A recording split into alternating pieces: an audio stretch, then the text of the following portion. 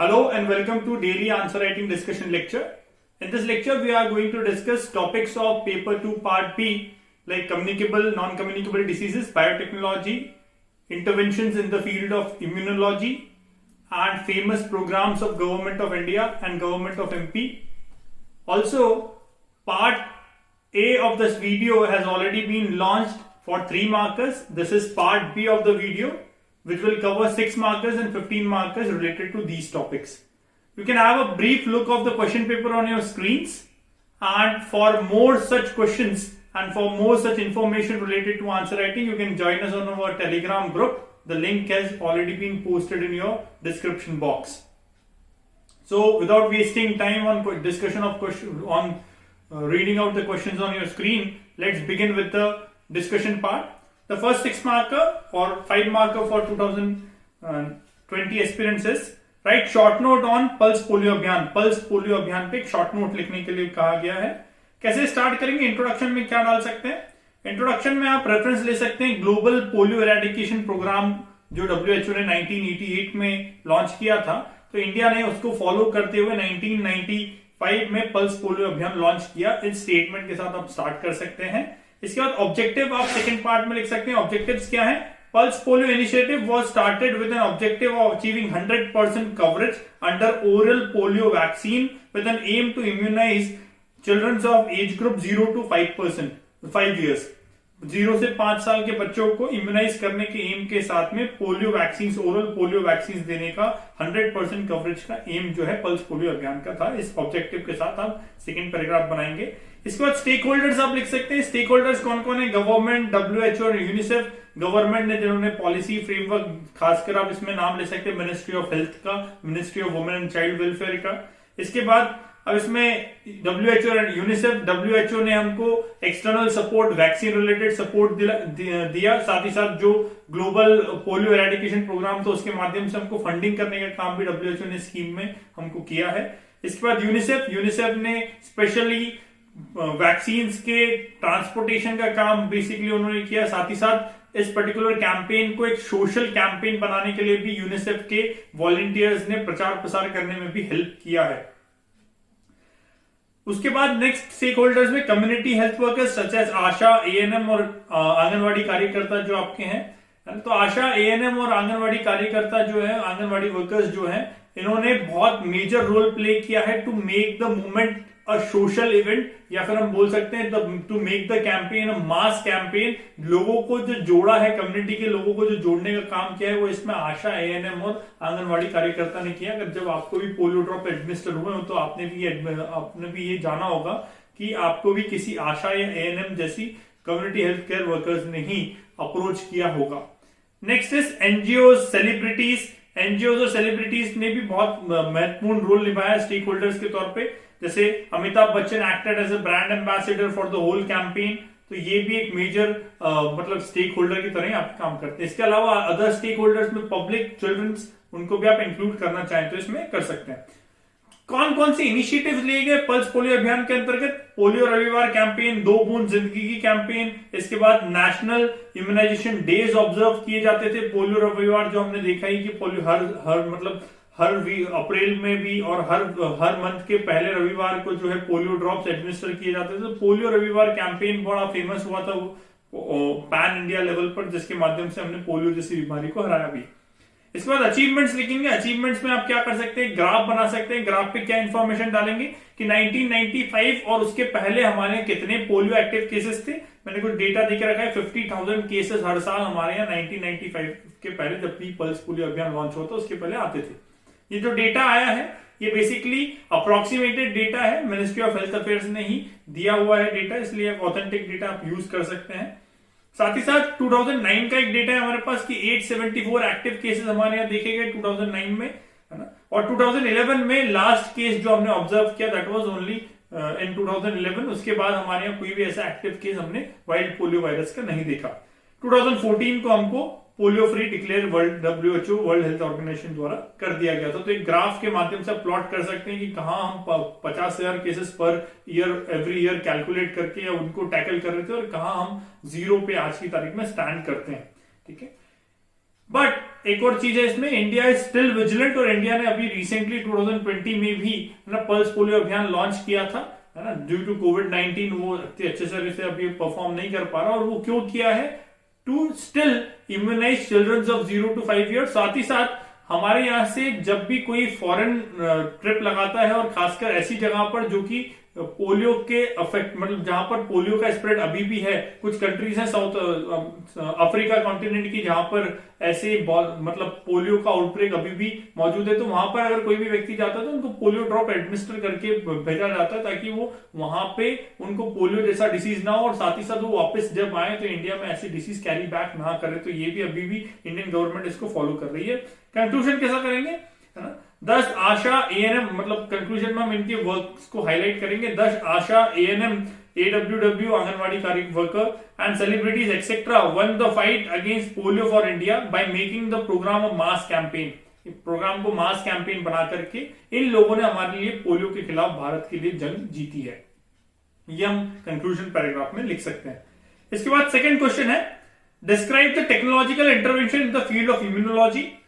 किस तरीके से लिखेंगे, तो इंट्रोडक्शन में आप इम्यूनोलॉजी को डिफाइन कर सकते हैं। इम्यूनोलॉजी को सिंपल सी एक डेफिनेशन है कि आपकी जो इम्यून सिस्टम से रिलेटेड जो स्टडी है, branch of science which deal with the immune system. और इम्यून सिस्टम क्या है, इम्यूनिटी क्या है, immunity is the capability of the body to fight diseases और to resist the diseases, resist antigens. ये जो आपकी कैपेबिलिटी होती है that is known as immunity, और इस पर्टिकुलर फील्ड को स्टडी करने वाला जो साइंस है that is known as immunology. इसके साथ आप डेफिनेशन के साथ स्टार्ट कर सकते हैं। इसके बाद सेकंड पैराग्राफ में, है ना, द डेवलपमेंट आप लिख सकते हैं कि the development of small pox vaccine by Edward Jenner open the gates for technological intervention in the field of immunology, जिसको हम फादर ऑफ इम्यूनोलॉजी के नाम से भी जानते हैं, एडवर्ड जेनर को, जिन्होंने स्मॉल पॉक्स की वैक्सीन की खोज करके, है ना, एक नया आयाम दे दिया इम्यूनोलॉजी की फील्ड में कि हाँ अब इम्यूनोलॉजी के तौर पे खोज हो सकती है, बहुत सारे इंटरवेंशंस हो सकते हैं। तो ये इस पैराग्राफ के साथ हम आंसर को ओपन करेंगे। इसके बाद हम इसमें लिखेंगे क्या क्या इंटरवेंशंस हम लिख सकते हैं इसमें, एक्टिव इम्यूनाइजेशन और रिलेटेड वैक्सीन के बारे में आप लिख सकते हैं, कौन कौन सी वैक्सीन जो एक्टिव इम्यूनाइजेशन से रिलेटेड है। पैसिव इम्यूनाइजेशन के बारे में आप लिख सकते हैं कि पैसिव इम्यूनाइजेशन टेक्नोलॉजी क्या है, उससे रिलेटेड वैक्सीन क्या है। कॉन्वलेसेंट प्लाज्मा थेरेपी के बारे में लिख सकते हैं, जिसके बारे में अभी रिसेंटली कोविड-19 को फाइट करने के लिए भी चर्चाएं चल रही थी। इसमें होता बेसिकली ये है कि किसी भी एक वायरस या फिर किसी एक बीमारी से लड़ चुके या क्योर हो चुके व्यक्ति के प्लाज्मा के अंदर कुछ एंटीबॉडीज होती हैं उस पर्टिकुलर बीमारी से लड़ने के समय पे जो उन्होंने जनरेट की उनकी बॉडीज ने, और वो एंटीबॉडीज को हम ब्लड प्लाज्मा के अंदर से निकाल करके या ब्लड प्लाज्मा को एक जगह से निकाल करके दूसरे जो अभी भी गंभीर अवस्था में कोई पेशेंट है उसकी बॉडी में अगर डाल दे तो हो सकता है कि उसकी वो भी उस पर्टिकुलर जो वायरस है या फिर जो भी डेडली डिसीज है उसके प्रति अपनी इम्यूनिटी डेवलप कर सके। इसके बारे में एक डिटेल वीडियो मैंने द हिंदू के डिस्कशन लेक्चर के दौरान बनाया है। अभी एक शॉर्ट लेक्चर भी मैं इसके ऊपर बनाऊंगा जो कि आप देख सकते हैं कॉन्वलेसेंट प्लाज्मा थेरेपी क्या है, तो उसके बारे में आप समझा सकते हैं। टेक्नोलॉजिकल इंटरवेंशन में monoclonal antibodies to treat specific auto immune system, monoclonal antibodies काफी चर्चा में रही है, इसके बारे में आप यहां पर इंटरवेंशन के दौरान लिख सकते हैं। एडजुविनेटेड वैक्सीन के बारे में आप डाल सकते हैं, रिकॉम्बिनेंट डीएनए टेक्नोलॉजी के बारे में डाल सकते हैं, gene therapies, gene genetic engineering के बारे में डाल सकते हैं कि वो भी अभी यूज हो रहा है ताकि आप जो इम्यूनोलॉजी की फील्ड में इम्यूनिटी आपकी बढ़ाने के लिए जेनेटिक इंजीनियरिंग के माध्यम से भी, जेनेटिक थेरेपीज के माध्यम से भी वो काम किए जा रहे हैं। साथ ही साथ इसमें आप ये भी चीजें डाल सकते हैं कि आजकल जो फास्टर इम्प्लीमेंटेशन हो रहे हैं, इम्प्लीमेंट्स डाले जा रहे हैं, ट्रांसप्लांटेशन हो रहे हैं, तो ये फास्टर ट्रांसप्लांटेशन भी इम्यूनोलॉजी की फील्ड में एक रिसर्च है, क्योंकि अब एक व्यक्ति की बॉडी से दूसरे व्यक्ति की बॉडी में अगर कोई भी ऑर्गन को ट्रांसप्लांट करेंगे तो दूसरे व्यक्ति की बॉडी जो है उसका इम्यून सिस्टम उसको एक्सेप्ट नहीं करेगा, तो to suppress the immune system of the recipient's body बहुत सारे ऐसे ड्रग्स आए हैं मार्केट में, और फास्टर ट्रांसप्लांटेशन प्रोसेस में भी हमने इम्यूनोलॉजी की हेल्प ली है। इम्यूनोलॉजी को स्टडी करके उसमें हमने एक इंटरवेंशन किया है ताकि ट्रांसप्लांटेशन इजीली हो सके, तो उस पर्टिकुलर एस्पेक्ट को भी आप यहां पर एड्रेस कर सकते हैं। छोटा सा गोला बना करके आसपास आप फेमस वैक्सीन लिख सकते हैं, जैसे पोलियो वैक्सीन हो गया, इंडिया के द्वारा बनाई गई रोटावैक वैक्सीन हो गया। तो ऐसे बहुत सारे वैक्सीन के बारे में आप लिख सकते हैं। चाहे तो जब 15 मार्कर में आए तो आप ये भी बता सकते हैं कि कौन कौन सी ऐसी कंपनीज हैं इंडिया में और वर्ल्ड में जो कि वैक्सीन के ऊपर या इम्यूनोलॉजी के ऊपर रिसर्च करती है। जैसे भारत फार्मास्यूटिकल लिमिटेड करके जो कंपनी है वो इंडिया के अंदर वैक्सीन के मामले में डील करती है। तो ऐसे बहुत सारे ऐसे ऑर्गेनाइजेशंस हैं वर्ल्ड लेवल पे भी, इंडिया लेवल पे भी, जो वैक्सीन के लिए कार्यरत हैं। अभी रिसेंट में न्यूज में भी थे बहुत सारे ऑर्गेनाइजेशन जिन्होंने कोविड-19 की वायरस मतलब जो कोविड-19 वायरस है उसके लिए वैक्सीन बनाने के लिए खोज जो कर रही है कंपनी, उनके नाम भी चर्चा में अभी रिसेंट में रहे। तो वो नाम भी आप लिख सकते हैं अगर चाहे तो, जब 15 मार्कर के लिए ये क्वेश्चन पूछा गया हो, 11 मार्कर के लिए पूछा गया तब आप इसके यूज कर सकते हैं। इसके बाद कंक्लूड करेंगे। कंक्लूड क्या करेंगे कि अभी भी है ना, 2 टेक्नोलॉजिकल इंटरवेंशन बहुत सारे हुए, लेकिन अभी भी बहुत सारी जगह पर ऐसी पॉसिबिलिटीज हैं जहां पर टेक्नोलॉजिकल इंटरवेंशन आ सकते हैं। बहुत सारे ऐसे डिसीजेज जिसकी वैक्सीन की अभी भी आवश्यकता है।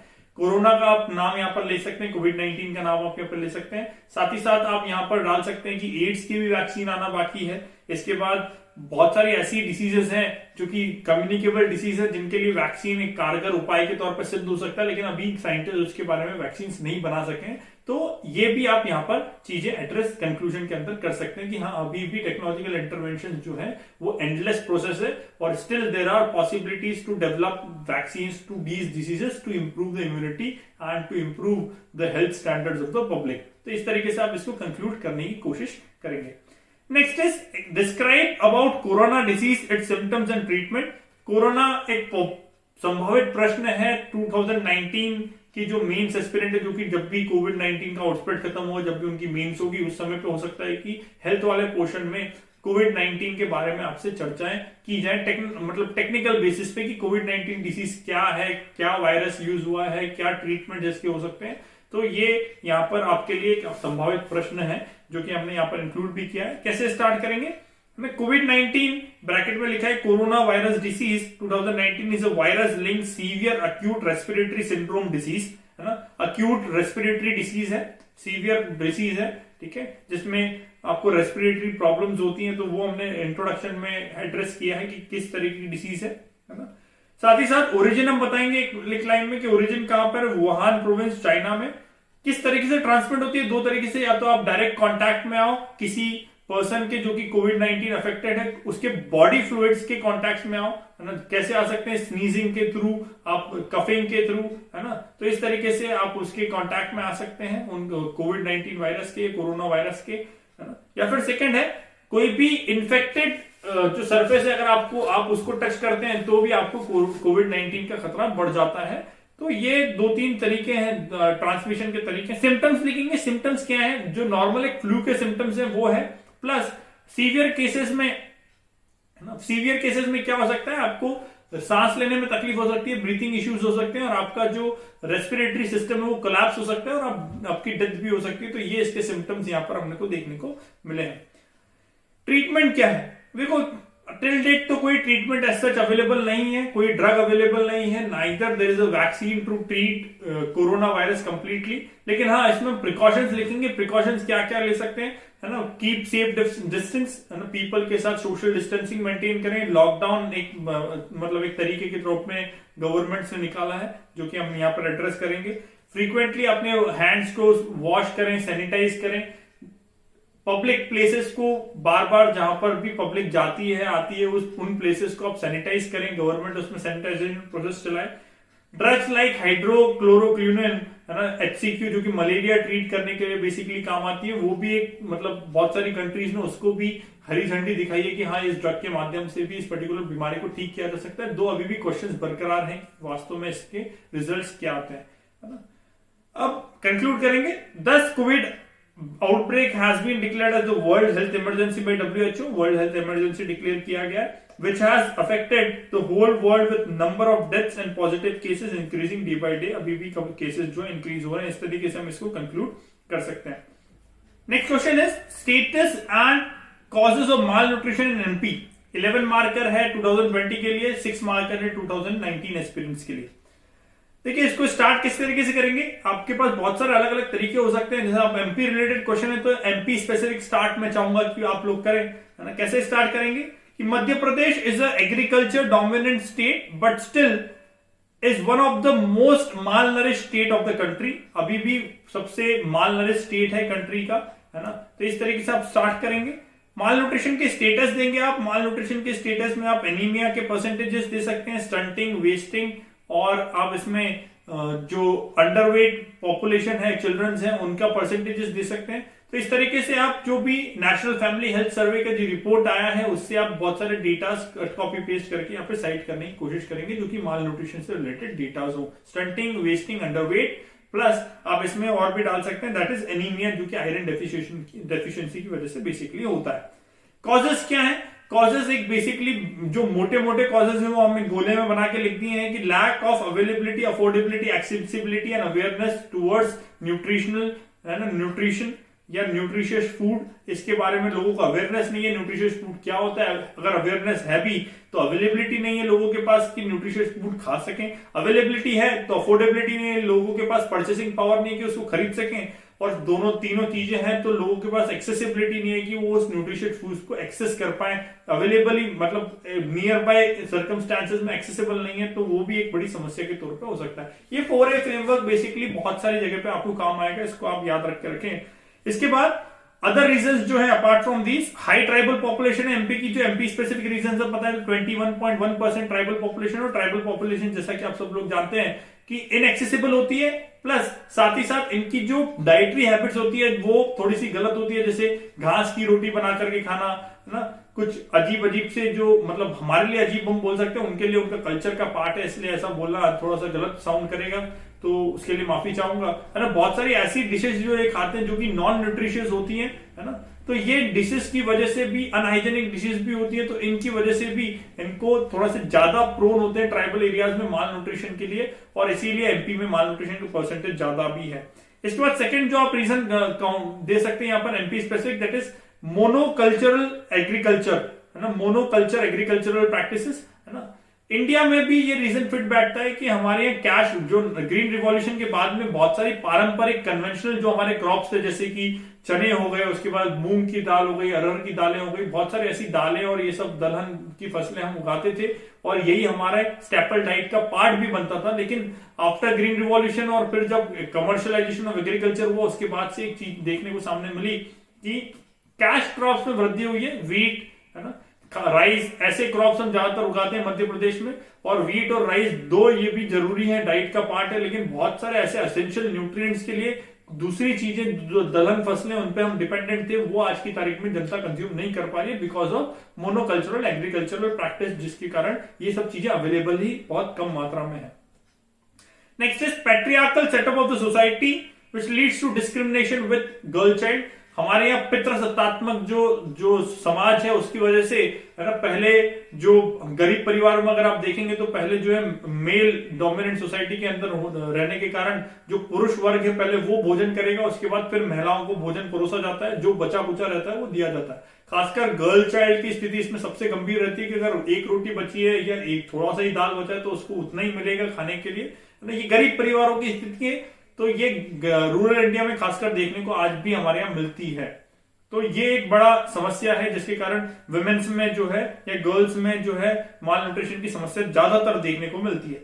Lack of sanitization, clean drinking water, है ना, यहाँ पर भी अगर आपको कुछ डेटा मिले तो आप साइट कर सकते हैं कि इंडिया में भी यही चीजें हैं और एमपी में भी है कि सैनिटाइजेशन फैसिलिटी नहीं होने की वजह से या फिर क्लीन ड्रिंकिंग वाटर की फैसिलिटी नहीं होने की वजह से बहुत सारी ऐसी माल न्यूट्रिशन की प्रॉब्लम्स होती हैं। Drinking water is a part of your diet, जिसमें बहुत सारे मतलब असेंशियल सॉल्ट्स होते हैं पानी के अंदर जो आपको मिलने चाहिए। अगर उन सॉल्ट्स के परसेंटेज ज्यादा या कम हो जाए तो आपको माल नरिश माना जाएगा या आपको बहुत सारे माल नरिशमेंट रिलेटेड डिसीजेस हो सकती हैं। साथ ही साथ सैनिटेशन, है ना, सैनिटेशन अगर सही नहीं है तो आप ओपन डेफिकेशन कर रहे हैं, आपके यहाँ सैनिटेशन फैसिलिटीज नहीं है, पोल्यूशन ज्यादा है सैनिटेशन की वजह से, तो वो भी आपके कहीं ना कहीं ड्रिंकिंग वाटर को या आपके फूड को, है ना, क्योंकि जो आप ओपन डेफिकेशन करेंगे उससे बहुत सारी बीमारियां जो है मक्खियां आपके घर में लेकर के आएंगी, और वो फूड जो कंटेमिनेटेड फूड अगर आप खाएंगे तो आपको भी माल न्यूट्रिशन या न्यूट्रिशियस, जो आप बोलते तो है न्यूट्रिशियस फूड पका है लेकिन वो कंटेमिनेट हो जाएगा उस पर्टिकुलर चीज की वजह से, तो आपको भी माल न्यूट्रिशन की समस्या हो सकती है। तो ये भी एक बड़ी समस्या एमपी के अंदर देखने को मिली। 2 स्वच्छ भारत अभियान और ऐसे अभियानों के माध्यम से सैनिटेशन की समस्या दूर की भी गई है। इसके बाद poor lifestyle like alcohol abuse specially in Shivpur district by Sahariya tribe. MP specific region है कि अगर आप शिवपुर डिस्ट्रिक्ट में देखें तो शहरिया ट्राइब का जो अल्कोहल अब्यूज है इसकी वजह से बहुत ज्यादा माल न्यूट्रिशन होता है, पुअर डाइटरी हैबिट है ये, और इसी वजह से Shivpur is the most malnourished district of MP, है ना, और कंट्री का भी हम बोल सकते हैं कि मोस्ट मालनरिश्ड डिस्ट्रिक्ट है। साथ ही साथ लो literacy level specially women literacy rate, है ना, लो लिटरेसी की वजह से आपको अवेयरनेस ही नहीं है, खासकर वुमेन लिटरेसी बहुत कम होने की वजह से वुमेन्स को अवेयरनेस नहीं है कि न्यूट्रिशियस फूड की क्या होता है, न्यूट्रिशियस फूड कैसे हम हमारे बच्चों को दें, खुद कैसे न्यूट्रिशियस फूड लें, तो ये अवेयरनेस नहीं होने, क्योंकि माताएं जो है वो ही हमारे यहाँ समाज के अंदर खाना पकाने का काम करती है, और माता अगर लिटरेट नहीं होंगी, है ना, गर्ल्स अगर लिटरेट नहीं होंगी तो वो सही तरीके से इस परिवार के न्यूट्रिशन का ध्यान नहीं रख पाती। तो ये भी एक यहाँ पर समझने वाली बात है कि low literacy also results into malnutrition. इसके बाद आप यहाँ पर मध्य प्रदेश का लिटरेसी रेट भी साइट करेंगे कि क्या मध्य प्रदेश का फीमेल लिटरेसी रेट है, जो कि यहाँ पर डेटा के रूप में काम करेगा। इसके बाद early childhood marriages, 1 in 4 girls in MP is married as minor. Early childhood marriage होगा तो सेकंड पॉइंट जो इसके बाद में लिंक्ड है इससे, अर्ली चाइल्डहुड प्रेगनेंसीज होगी। अर्ली चाइल्डहुड प्रेगनेंसीज होगी तो जो डिलीवरी होगी बच्चे की, लो बर्थ वेट का बच्चा होगा, और लो बर्थ वेट वाला बच्चा होगा तो वो हमेशा जीवन में जो है मालनरिश्ड और स्टंटिंग का शिकार रहेगा। तो ये भी यहां पर एक बड़ी समस्या के रूप में देखा जाता है। इसके बाद अब नेक्स्ट केस में डाल सकते हैं कि पुअर ब्रेस्ट फीडिंग प्रैक्टिसेस, जिसके लिए गवर्नमेंट ऑफ इंडिया मां initiative mother substitute affection program भी चला रही है, और अवेयरनेस कैंपेन के लिए आपने देखा होगा माधुरी दीक्षित मैडम जो ऐड करती हैं कि हाँ, माँ का पहला गाढ़ा दूध बच्चों के लिए इम्यूनिटी डेवलप करने के लिए और न्यूट्रिशन के लिए काफी ज्यादा कारगर रहता है। तो इस तरीके से बहुत सारे कैंपेन्स चलते हैं। तो हमारे इंडिया में देखा भी गया कि पुअर ब्रेस्ट फीडिंग जो प्रैक्टिसेस है उसकी वजह से ही माल न्यूट्रिशन होता है। इसके बाद में आप इसमें और भी पॉइंट ऐड कर सकते हैं कि वैक्सीनेशन कंटिन्यूअस, जो बच्चा अगर इन्फेक्शन प्रोन रहेगा, डिसीज प्रोन रहेगा तो भी माल न्यूट्रिशन हो सकता है। वैक्सीनेशन कवर अगर कम है इसकी वजह से माल न्यूट्रिशन रिजल्ट हो सकता है, तो वो भी आप यहाँ पर एड्रेस कर सकते हैं। इसके बाद low income and poverty, Madhya Pradesh में बहुत लो इनकम है, बहुत सारे लो मतलब इनकम ग्रुप्स भी हैं, पॉवर्टी का परसेंटेज भी ज्यादा है एज कम्पेयर टू इंडिया, जो एवरेज इंडिया का है उससे। इस वजह से भी यहाँ पर एमपी में माल न्यूट्रिशन के केसेस ज्यादा है। पॉलिसी पैरालिसिस ऐसा पॉइंट है जो कि आप सब जगह यहाँ पर डाल सकते हैं सारी की सारी हेल्थ इश्यूज में, कि पॉलिसी सही तरीके से इंप्लीमेंट नहीं हो पा रही। इसके बाद कंक्लूड कैसे करेंगे कि स्कीम्स देंगे गवर्नमेंट की, कि बहुत सारे ऐसे गवर्नमेंट की स्कीम्स है, एमपी की भी, इंडिया लेवल पे भी, जैसे पोषण अभियान हो गया इंडिया लेवल पर, प्रोजेक्ट शक्तिमान हो गया, लालिमा अभियान हो गया, जिसके माध्यम से गवर्नमेंट ऑफ एमपी और गवर्नमेंट ऑफ इंडिया इस समस्या को हल करने की कोशिश कर रहा है। तो ये आपका कंक्लूजन होगा। नेक्स्ट आपका जो क्वेश्चन है that is evaluate mid day meal scheme, 11 marker है 2020 के लिए। तो मैंने इसको बेसिकली जो एक थोड़ा सा वृहद रूप में डिस्कस करा है, ताकि अगर 15 मार्कर में भी आए तो आपको अच्छे से आप लिख पाए, अटेंड कर पाए।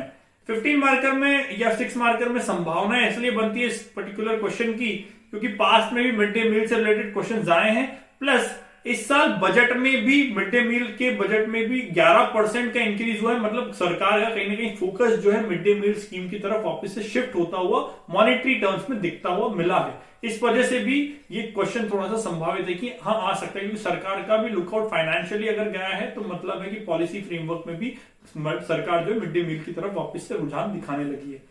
क्या क्या मतलब सीधा इवैल्यूएट पूछा है तो हम पहले तो मिड डे मील स्कीम के बारे में बताएंगे कि मिड डे मील स्कीम जो है 1995 में चालू हुई ना, स्कूल मील स्कीम है, जिसके माध्यम से हम बच्चों को एक टाइम पे खाना जो है गवर्नमेंट स्कूल्स के अंदर में प्राइमरी क्लासेस और अपर प्राइमरी क्लासेस वाले बच्चों को एक टाइम पे खाना स्कूल में ही फीड करते हैं। इसके बाद कैलोरी चार्ट मैंने बना के रखा है कि कितने कैलोरीज का मतलब एक आंकड़ा जो है दिया जाना चाहिए। स्टेट गवर्नमेंट के ऊपर निर्णय है कि मेन्यू क्या रहे, लेकिन कैलोरीज जो है वो सेंट्रल गवर्नमेंट निर्धारित करती है। तो 450 कैलोरीज प्राइमरी के लिए, अपर प्राइमरी के लिए 700 कैलोरीज, प्रोटीन 12 ग्राम और 20 ग्राम रिस्पेक्टिवली जो है मील के अंदर होना चाहिए। स्कीम जो है 12 करोड़ बच्चों को और 12 लाख स्कूल्स के अंदर, गवर्नमेंट स्कूल्स के अंदर और अदर स्कूल्स के अंदर जो है आज भी कार्यरत है। मतलब कवरेज के वाइड देखें तो वर्ल्ड की सबसे लार्जेस्ट स्कीम के तौर पर ये फंक्शन करती है और बहुत सारे बेनिफिट्स हैं इसके। पहला, एनरोलमेंट बढ़ाया इसने, है ना, स्कूल्स में, खासकर गर्ल चाइल्ड का एनरोलमेंट, जो कि गर्ल चाइल्ड गांव में पढ़ाया नहीं जाता था फीमेल्स को, तो girl child enrolment has increase. साथ ही साथ रिटेंशन रेट बढ़ा है, एब्सेंटिज्म कम हुआ है, retention rate of students have increase due to mid day meal scheme. इसके बाद जो सेकंड ऑब्जेक्टिव है इसका, that is your malnutrition. तो माल न्यूट्रिशन को भी इस स्कीम के माध्यम से एड्रेस किया गया है, वो भी हम देख सकते हैं। तो ये कुछ चीजें यहां पर हमको बेनिफिट्स के तौर पर दिखती हैं। इसके बाद इसने सोशलाइजेशन को इंक्रीज किया है, मतलब जो हमारे कास्ट के फॉर्म में जो डिवीजन ऑफ सोसाइटी था कि अपर कास्ट, लोअर कास्ट, तो सारे के सारे लोग जब गवर्नमेंट स्कूल में एक ही भोजन करेंगे तो सोशलाइजेशन के एक अच्छे माध्यम के रूप में मिड डे मील स्कीम ने काम किया है। लेकिन ये एक नेगेटिव पॉइंट के तौर पर भी देखा जाता है कई जगह पे, क्योंकि एक रूढ़िवादिता जो हमारे समाज के अंदर वो एक स्कीम के माध्यम से तो हल नहीं की जा सकती। बहुत सारी जगह पॉजिटिव रिजल्ट्स भी आए कि हाँ, गरीब का बच्चा भी और अमीर का बच्चा भी साथ में मिलकर के, जनरल कैटेगरी और पिछड़ा वर्ग के जो लोग हैं, दोनों के बच्चों ने साथ में मिलकर के खाना खाया और सोशलाइजेशन हुआ। लेकिन कई जगह पर ये भी नेगेटिव भी देखा गया। नेगेटिव्स में ये कि जो जनरल कैटेगरी या हायर कास्ट के पीपल्स हैं, उन लोगों ने अपने बच्चों को गवर्नमेंट स्कूल से विड्रॉ कर लिया और प्राइवेट स्कूल में भेजना चालू कर दिया, जिससे कि अमीर लोगों के या फिर हम बोले जो जनरल कैटेगरी के लोगों के बच्चों का जो गवर्नमेंट स्कूल की तरफ रुझान था वो थोड़ा सा कम हुआ है। ये भी एक नेगेटिव के तौर पर भी आप लिख सकते हैं। अब इसके बाद हम चेंज करेंगे एक पैराग्राफ के माध्यम से कि दो इतने बेनिफिट्स है, लेकिन फिर भी मिनिस्ट्री ऑफ हेल्थ अफेयर्स ने बहुत सारे नेगेटिव पॉइंट भी इंप्लीमेंटेशन के लिए दिए हैं। नेगेटिव पॉइंट्स मैंने जो पीआरएस करके एक सोर्स है, गवर्नमेंट का ऑथेंटिक सोर्स है, वहां से लिए हुए हैं, मिनिस्ट्री की रिपोर्ट से क्रॉस वेरीफाई किया। तो आप इसको ऐसा कैसा कॉपी पेस्ट भी कर सकते हैं, क्योंकि टेबल इसीलिए मैंने दिया, आपको टेबल नहीं बनाना, आपको खाली इशू लिखना है। इशू क्या है? Implementing irregularity in serving needs, irregularity in supply of food grains to schools, caste based discrimination in serving of foods, higher caste वालों को अलग फूड दिया जाता है, लोअर कास्ट वालों को अलग फूड दिया जाता है, या फिर पहले हायर कास्ट वालों को दिया जाता है, लोअर कास्ट वालों को बाद में दिया जाता है। एक चीज यहां पर और देखने को मिली, ग्राउंड लेवल रिपोर्ट है कि जो लोअर कास्ट के पीपल रहते हैं, बच्चे रहते हैं, उनसे, है ना, बर्तन मंजवाने का काम भी जो है, डिशेस वॉश करवाने का काम भी जो है लिया गया है मिड डे मील स्कीम के माध्यम से, कि उनको खुद की थालियां खुद धो के रखनी पड़ती है, जो कि प्रावधान में नहीं है बेसिकली, जो फिर भी यहां पर हमको देखने को मिला है। खासकर लोअर कास्ट पीपल्स को ये काम करना पड़ता है, लोअर कास्ट के स्टूडेंट्स को ये काम करना पड़ता है। इसके बाद पुअर क्वालिटी ऑफ फूड की क्वालिटी, दाल बनाई है, पता चले दाल ही नहीं है, दाल के अंदर ना खाली पानी बगाड़ के दिया हुआ है, तो ये भी एक समस्या के तौर पर यहां पर देखने को मिला है। Poor coverage under school health program, ये कवरेज जो है इसका कम है।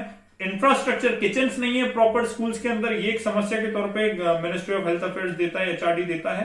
इसके बाद पुअर कम्युनिटी पार्टिसिपेशन, कम्युनिटी का पार्टिसिपेशन नहीं देखने को मिला। नेक्स्ट इज, कुछ और आप पॉइंट ऐड कर सकते हैं, लीकेजेस ऐड कर सकते हैं। प्राइवेटाइजेशन कई स्टेट्स ने किया है मिड डे मील स्कीम का, जिसकी वजह से, है ना, जो एम्प्लॉयमेंट मिला था रूरल वुमेन्स को वो कम हुआ है, जो कि एक नेगेटिव पॉइंट के तौर पे आप देख सकते हैं। इसके बाद एम्प्लॉयमेंट, जो enrolment of higher caste students है वो कम देखने को मिला, जो कि हमने अभी हाल ही में डिस्कस भी किया था। इसके बाद allocation of funds has been constantly reducing since 2014-15, allocation of fund reduce हुआ है ना, 11,000 करोड़ 2020-21 का भी फंड रखा गया है, लेकिन वो भी जो मिनिस्ट्री ऑफ एचआरडी का जो डिमांड है उससे काफी ज्यादा कम है।